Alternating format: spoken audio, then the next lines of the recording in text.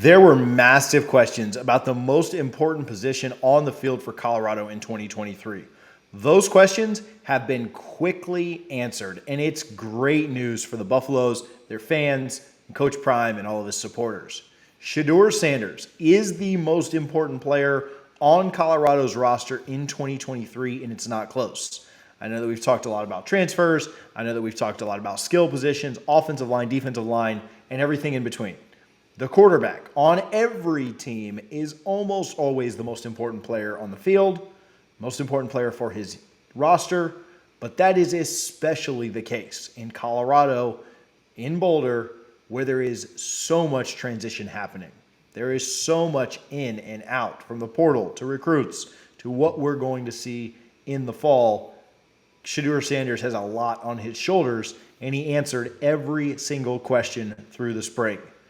We've got some thoughts on those transfers and a lot of the media that's going on, and we'll share those thoughts and what we think about all that in just a moment. But first, let's talk about Coach Prime's son, his spring game performance, and what we think going forward. From a statistical perspective, in the game that we all saw on ESPN, Shedeur was really, really good. He was 16 for 19 with 219 yards, and he had a couple of passing touchdowns. Also ran one in to give him 3 total scores. But those stats aren't even the biggest thing to me about Shedeur's performance. The way he looks out on the field is so much bigger. He answered every question I had before he even threw a pass. His poise and his leadership, just the way that he carries himself, should be so reassuring to Buffs fans, Coach Prime supporters, and everyone that's interested in seeing Colorado football do well in 2023. Now, when he does throw the ball, his timing looks really, really good. His communication, which we've talked about in several videos, looks like it's pretty spot on with those receivers, those playmakers, and those skill guys. I know there are questions about Colorado's defense, the defensive backs that aren't there, and I understand that. I think those are valid questions that Coach Prime is going to address, and I've got full confidence that he's going to get those taken care of. But timing with your wide receivers is something that it doesn't really matter who's on defense. And though your arm mechanics and your pace and the way that you communicate, the defense doesn't matter for that. Guys running wide open, yes, that is very different. But Shedeur looked legit out there. There were questions about what the translation would be from Jackson State to here, but he looks like a Power 5 quarterback. Now, I'm not telling you that he's Caleb Williams. I'm not telling you that he's a lock for the Heisman or anything like that. But there is no drop-off between what a Power 5 quarterback looks like and where Shedeur Sanders is. A lot of people question whether or not it was just nepotism that would give Shedeur the starting spot here in Colorado. And who knows, maybe there is some of that. But there is no one better for that starting quarterback role than Shedeur Sanders right now in Colorado, and he is going to do really, really good things. He's kind of got that it factor, and that's kind of what I talked about. His confidence, obviously he probably gets a lot of that from his dad, is so evident, and it's so apparent, and it exudes from him. He is a leader, and that is what's most important. We've talked about the culture that needs to be flipped at Colorado and how big that's going to be. Him leading and doing that as an extension of his coach and his dad is going to be big for the Buffs. You hear that all the time. The quarterback or the point guard or the center midfielder in soccer, those guys are an extension of the coach on the field.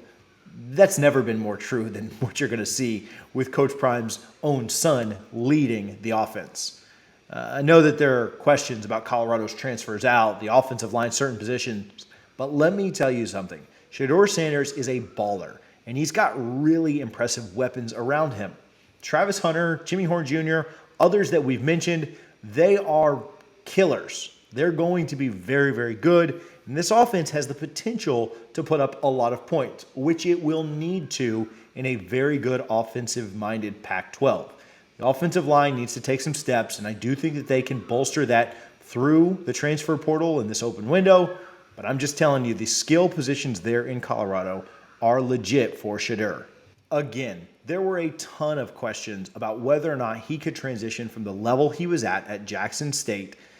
But hearing what we've heard and seeing what we've seen, the way he's performed, those questions are all answered for us. We don't have any doubts that he can be the quarterback that the Buffaloes and Coach Prime need to lead that offense this year. Are there questions other places on the roster? Does Coach Prime need to add more pieces? Well, certainly. There have been over 50 players that have transferred out since Coach Prime got there. There are absolutely places that this roster could be shored up. But we have no doubts about how good the quarterback position can and will be this year. Okay, so now on to the portal.